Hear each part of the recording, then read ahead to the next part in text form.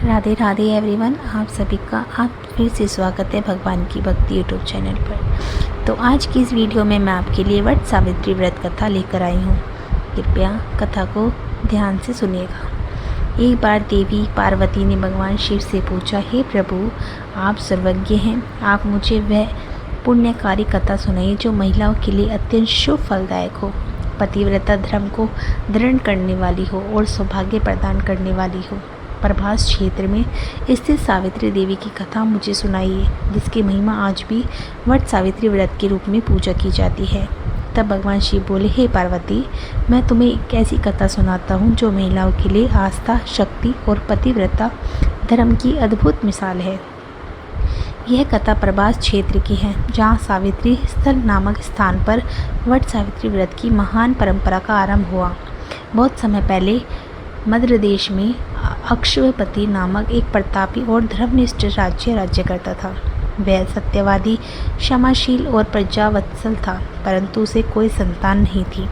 संतान की प्राप्ति के लिए उसने कई वर्षों तक नित्य सावित्री देवी की पूजा की। अतः उसकी तपस्या और भक्ति से प्रसन्न होकर स्वयं सावित्री देवी प्रकट हुई और उसे पुत्री प्राप्ति का वरदान दिया। कुछ समय बाद अक्षयपति की रानी ने एक दिव्य कन्या को जन्म दिया, जो रूप, गुण और तेज में स्वयं देवी सावित्री का अंश मानी गई। राजा ने उसका नाम भी सावित्री ही रखा। वह कन्या बड़ी होकर अत्यंत सुंदर, गुणवान और तेजस्विनी बनी। नगरवासी उसे देखकर यही कहते थे कि यह कोई साधारण कन्या नहीं, देवी का अवतार है। जब सावित्री यौवनावस्था में पहुंची तो राजा अक्षयपति ने विवाह की चिंता की। उन्होंने अपनी पुत्री से कहा, पुत्री, तुम्हारा विवाह योग्य समय आ गया है, परंतु मैं तुम्हारे लिए कोई उपयुक्त वर नहीं ढूंढ पा रहा हूँ। अतः मैं तुम्हें अनुमति देता हूँ कि तुम स्वयं अपने लिए योग्य वर का चयन करो। राजा के निर्देश पर सावित्री कुछ वृद्ध और बुद्धिमान मंत्रियों के साथ वन क्षेत्रों की यात्रा पर निकली, जहाँ उन्होंने कई तपस्वी और राजवंशीय परिवार को देखा और अतः शाल्व देश के निष्कासित राजा धूम्रसेन के पुत्र सत्यवान को अपना वर चुन लिया। सत्यवान नेत्रहीन राजा के साथ वन में जीवन व्यतीत कर रहा था। वह अत्यंत धर्मनिष्ठ, सत्यवादी और सेवापरायण युवक था।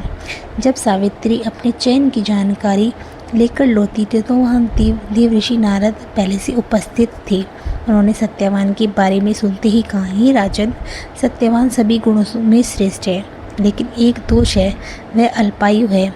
ठीक 1 वर्ष बाद उसकी मृत्यु निश्चित है। यह सुनकर भी सावित्री ने दृढ़तापूर्वक उत्तर दिया, वर एक बार ही वरण किया जाता है, चाहे वे दीर्घायु हो या अल्पायु। मैंने सत्यवान को अपना पति स्वीकार कर लिया है, अब कोई और मेरा वर नहीं हो सकता।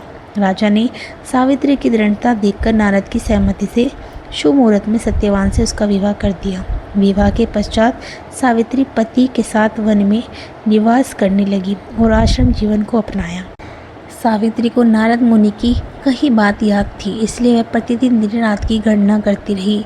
जब सत्यवान की मृत्यु के दिन शेष रह गए, तब सावित्री ने उपवास का संकल्प लिया।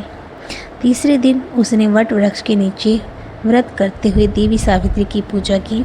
पूजा उपरांत वह अपने पति सत्यवान के साथ लकड़ी लेने वन की ओर गई।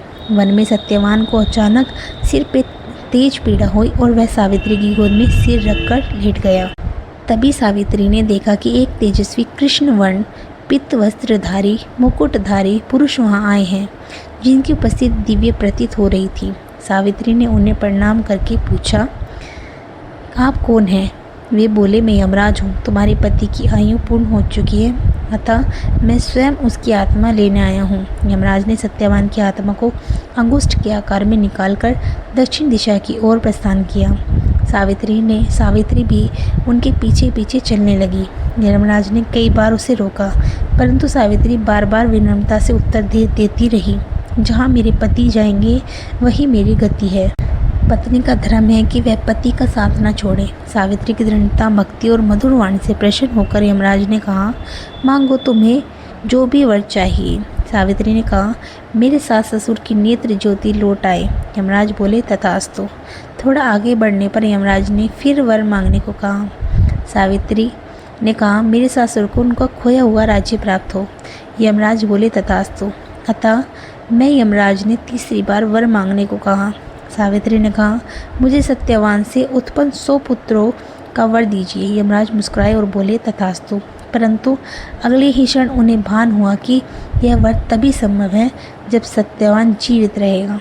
अपनी ही बातों में बंधकर यमराज ने सत्यवान की आत्मा को मुक्त कर दिया और कहा, हे पतिव्रता स्त्री, तुम्हारे सत्य, तप, भक्ति और प्रेम ने मुझे भी पराजित कर दिया है।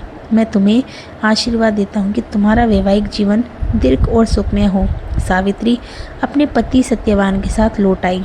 आश्रम में पहुंचने पर उन्होंने देखा कि उनके सास ससुर की आंखों की ज्योति लौट आई है और धुमतसेन को उनका राज्य भी प्राप्त हो चुका है।